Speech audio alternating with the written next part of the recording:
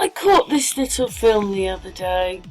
Now it says that it is, well, there you go, that's the copyright for it, but it's 1903. And what it is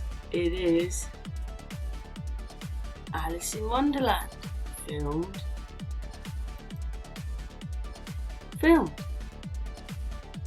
Anyway, we're just going to watch a little bit of this video. Over the years, I've had some, nasty messages, and if I'm insane and all that kind of stuff, because people don't do their own research and go and look things up. I mean, this was done in 1903, and it's got CGI in it. They were able to do it. And on the left there, I mean, I just think that these are people coming in and out of the shot.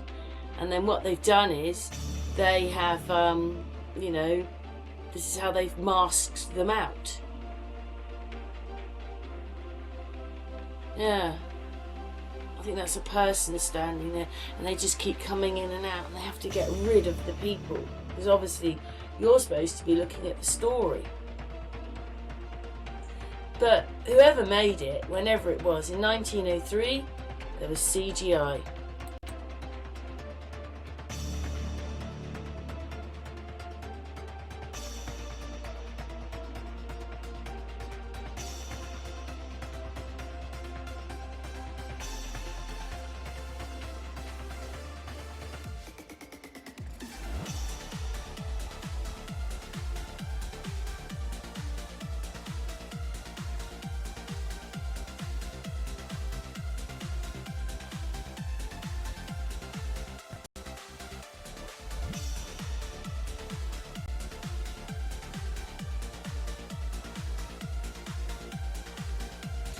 So if you understand that they can CGI to make these videos in 1903, now you can understand why I've persevered to make these videos, because they've been doing it to us for so long.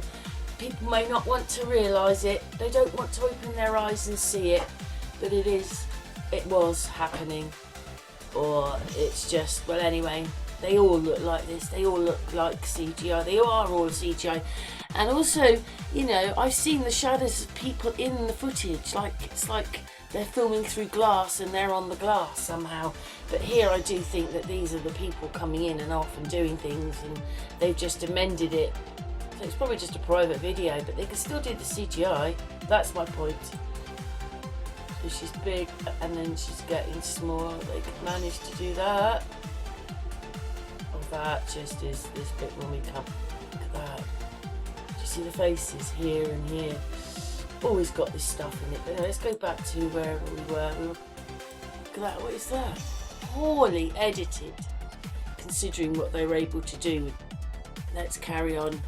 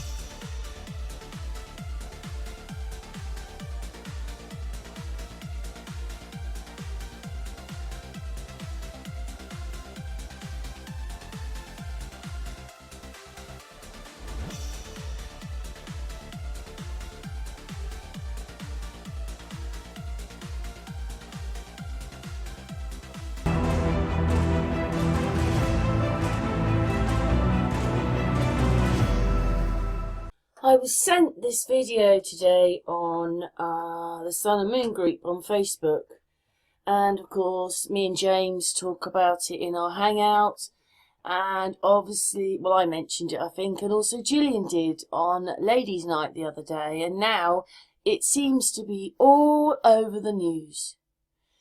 So, if this thing is happening, it is not happening for the reasons that we are told. To me, this looks somehow like martial law. You see, emergency law, when we were locked down, they've managed to do all the changes.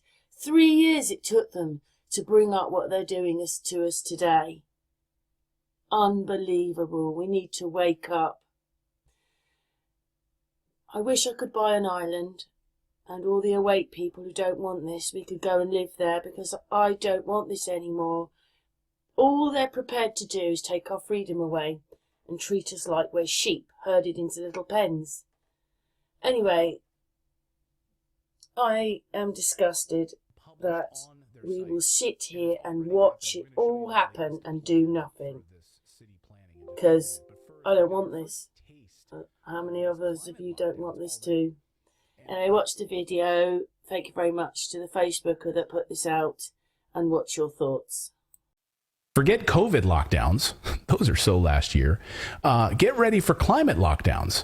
But, we'll probably have a mixture of both of them, because they want you to stay healthy and get vaccinated, but they also don't want you to leave your house and they want you to give up your cars. So we've been warning you about these for months on this show. These unelected globalists are trying to put in a system in place for climate lockdowns in urban areas. Now, this is why they don't want you moving to the suburbs. What about if people want to move? I mean, like, move in with each other and they don't live in the same town, they live in different counties, or people have got jobs and need to move. I mean, this sounds like we're being put in a war state. I mean, we've all noticed that, we're all immigrants when you look at your history, but we've all noticed there's a lot more fresh immigrants here, loads of them, and now they're planning to do this. How barbaric. It's convenient, isn't it? They really don't want you moving to the suburbs, and they don't want you to have a garden. You have to register your gardens. They don't want you buying those gas-guzzling cars. So they really want you in urban areas, and they want to take away your cars. They've said this publicly. And it's not a conspiracy theory. It's on their freaking website, and it's already happening. So if you've got friends that say, hey, Janice, you're a crazy nut for watching that Redacted and spewing these conspiracy theorists, just why don't you go to the World Economic Forum's website and hand it right to that guy's face and show them, here it is right here. And then why don't you also point out the cities where this is already happening? You can show them that. And then that person might say to you, Janice, okay, maybe you're not as crazy as I thought, but I'm going to go get some lunch now. Stop walking around and showing me websites. So it's not a conspiracy theory. It's written right out and published on their site. And it's already happening. We're going to show you the latest plan for this city planning in just a minute. But first, we got our first taste of these climate lockdowns already. And one that stood out to me particularly was this summer. It didn't get a lot of attention. And it was in France. Now, I don't know how many of you remember this, but I do. And there was a lot of interesting pieces about this, because it was basically like, hey, these are the things you are allowed to do during a heat wave. And these are the things you're not allowed to do. You are not allowed to go to this place, this place, this place, this place. But you are allowed to go over here because we've somehow designated that you're allowed to go. Here's the BBC story from that summer. Europe heat wave, outdoor events banned in parts of France. And I'll just read through some of the pieces of it. Here's a quote. Concerts and large public gatherings have been called off in and around the Gridiron Department in Bordeaux. On Thursday, parts of France hit 40 degrees Celsius earlier in the year than ever before, with temperatures expected to peak on Saturday. Scientists say periods of intense heat are becoming more frequent and longer lasting as a result of global warming. So as an example of the media lies, the article claims, quote, temperatures could hit 39 degrees Celsius in Paris, and droughts have also raised the risk of wildfires, forecasters said. And a woman, I love that they quote this woman here, Jacqueline Banaud. I'm 86 years old. I was born here, but I think this is the worst heat wave I've ever seen, she says Jacqueline. Wow. That's some journalism. They found an 86-year-old woman and asked her, have you ever seen anything like this before? That's some great journalism right there. 86-year-old Jacqueline says that this is the worst heat wave I've ever seen. So an old lady's opinion is included in this news piece. Well, Jacqueline, I know you're older and God bless you. Do you remember 19 years ago in 2003 in France? Were you living there then? Because it was way worse 19 years ago. The heat wave in 2003, in fact, was actually hotter than this summer's heat wave. Back in 2003, heat wave that killed 11,000 people in France. It rose to 40 degrees Celsius, 104 degrees Fahrenheit. Yeah, these things happen all sporadically. You're going to have a heat wave here, you're going to have a heat wave there. But there's a thing that we have now, thanks to fossil fuels. It's called air conditioning. And we're able to mitigate heat wave disasters. Now, most people don't die from heat, they die from cold. More people die from cold than ever do from heat. When it gets a little cold, you might think, well, it's pretty easy. I can flip on some heaters.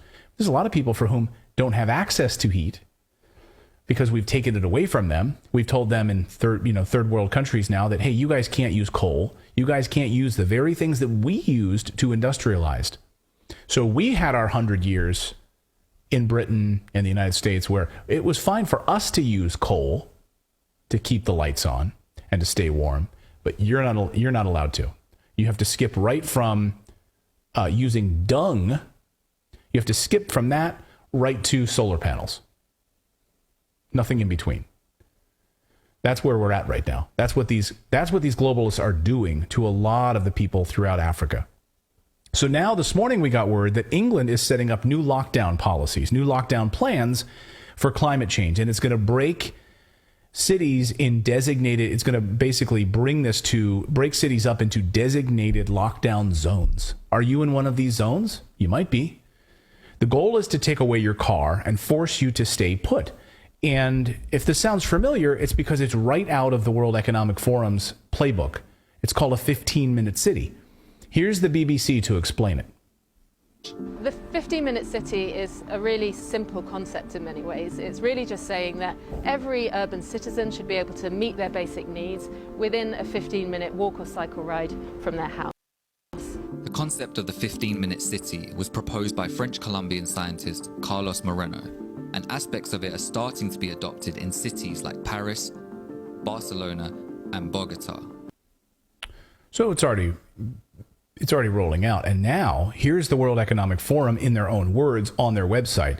This is the surprising stickiness of the 15-minute city. It says, in the World Economic Forum's own words, the rearrangement of cities is absolutely about climate change, reads the website. As climate change and global conflict cause shocks and even stresses at faster intervals and increasing severity, the 15-minute city will become even more critical. And the solution was the pandemic. They really say this right here on the website. The solution was the pandemic. The obvious yet incomplete answer is the pandemic with COVID-19 and its variants keeping home everyone or close to home than usual. The 15-minute city went from a nice to have to a rallying cry. So let me pull this up here on the screen. It looks like we might have some trouble with the video here, but let me show you on my side here. So the surprising stickiness of the 15-minute city. This is the World Economic Forum, and this is just published this year. So as we scroll through here, you can see, and look, here's the solution, right? Use your bikes, says the World Economic Forum. So here, look at this. The urbanism trend comes to 15-minute city framing of a walkable mixed-use urban development is a lot more than a fad. The historical roots of the 15-minute city are connected deeply with the current moment, one we will be living with for a long time. As climate change and global conflict cause shocks and stresses, faster intervals, and increasing severity, the 15-minute city will become even more critical. So right there, as climate change and global conflict cause shocks and stresses, faster intervals and increasing severity, the 15-minute city will become even more critical. And then they even show you, so which implies all the necessary amenities within a short bike ride, short walk, or public transportation. We've already rolled this out in Paris, Seoul, and Bogota. And here's the big picture. See, they don't want you to live in suburban areas. They want you in urban areas. All of this is built around urban planning. So they want you in these environments that they can control. It can control the food flow and all of it right to your front door. So that's how this unfolds. And this arrangement is now being rolled out in England. So we just found out, this is unbelievable. So it was already being voted upon, and it passed. So now in England, this is happening. In Oxfordshire, the council is to trial a climate lockdown starting in 2024. Oh, it's just going to be a trial? You know it's not. So here it was 18 hours ago. Oxfordshire County Council yesterday approved plans to lock residents into one of 6 zones to save the planet, they say, from global warming. The latest stage in the 15-minute city agenda is to place electronic gates on key roads in and out of the city, confining residents to their own neighborhoods in Oxfordshire. Would those be solar-powered electric locks? Probably. God knows. I mean, because we've now vilified hydrocarbons and fossil fuels. Like, you can't, I just did a whole video this weekend on this whole BS argument. Where you only have 3% right now of our energy being produced by solar and wind, and all of it is backed up by natural gas. So when it's not sunny and it's not windy, what kicks on? We need all of these fossil fuels. And if you eliminate fossil fuels and hydrocarbons, petroleum specifically, you then cannot have anything that you like. Forget your computers, forget your screens, forget about 6,000 different things in our houses right now. Look around your room. Almost every item in your living room comes from some form of fossil fuel, from some sort of petroleum production. Eliminate it. Well, and your food too, because it's got to be delivered via truck. So right, I mean, everything there's nothing in my house that I can look at and think that is not here because of fossil fuel. But it's a doom. It's like they're telling us it's coming. So we need to have the city lockdown. We need to have these climate lockdowns. They don't want you to have cars. So under the new scheme, listen to this. This is amazing. If residents want to leave their zone in Oxfordshire, they will need permission from the city council, who gets to decide who is worthy of freedom and who isn't. Like, look at Oxfordshire.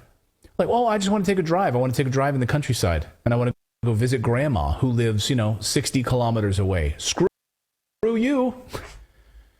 Literally. You are not allowed to be a letter written in calligraphy, or like what? Like, is this letter? Is it a phone call? Like, can you send them an email? Like, I don't know. I mean, under the new scheme, the process? Like, you have to basically go to the city council and get approval to leave the zone. You're only allowed to leave a certain number of days per year.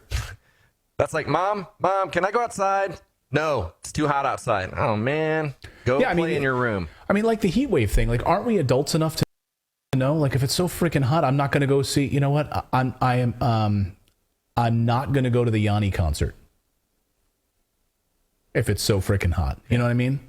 Like, and if Yanni's playing in a building where there's AC, I should be able to get in my car with AC, drive to the building with AC, and have a perfectly fine evening without permission. Exactly, because of fossil fuels, because of air conditioning, right? If there's a summer outdoor concert series and Mel Torme is playing, I can say, you know what, I'm skipping this one. I'm skipping from seeing the Velvet Fog because it's just too damn hot out. I'm an adult. I can make that decision. And chances are they cancel the concert anyway. So you'd be like, you didn't need their permission because now you're not going to go because it's been canceled because it was the smart thing to do. Yeah. You get Tony Bennett out there in 104 degrees, the guy's going to drop over dead. Like, Tony Bennett's going to cancel the concert. Like, we are adults. Obviously, we don't need government. Tony Bennett. That's true. I've seen that dude plays in Vegas. Now, come on. I think he played his last concert recently. But anyway, so yeah, you're not allowed to you have to get approval to travel more than a certain number of designated times per year. Again, we talk about carbon footprint tracking. We talk about tracking everything you do. This is what it is. In order to gain this, every resident will have to register their car details with the city council, who will then track their movements via smart cameras around the city. This is the dream for these guys. Every resident will be required to register their car with the county council, who will then monitor how many times they leave their district. This sounds like Hunger Games, via a number plate recognition system. So they just voted on this, guys. Like, this is already happening. Now, I know it's a small... like the aliens in District 9. Right. Now, I know this sounds small. Like, this is one city. It doesn't matter. It starts this way. Well, that's what they do. They do these little drops and like, let's test this in this small area where we know that, it's these feeble people. They're not really going to do much. Let's see how it flies. Let's get it organized and then it'll spread. And that's like, people are always like, oh, it's only starting there. I don't need to worry about it. It's not going to come to the big city. But that's when you need to worry, when you see it happening in these smaller areas. Right. And someone in our Rumble chat, who was it, just said in Rumble, Savarari says Agenda 21 in 1992. Yeah, megacities, right? This is the idea. Megacities, we will control your movements. We will have total control of it, and we will then be able to control your food production. We'll get the cars off the roads. We don't want you driving these cars at all anyway. And you will all own a bike, and you'll walk to wherever you need to walk.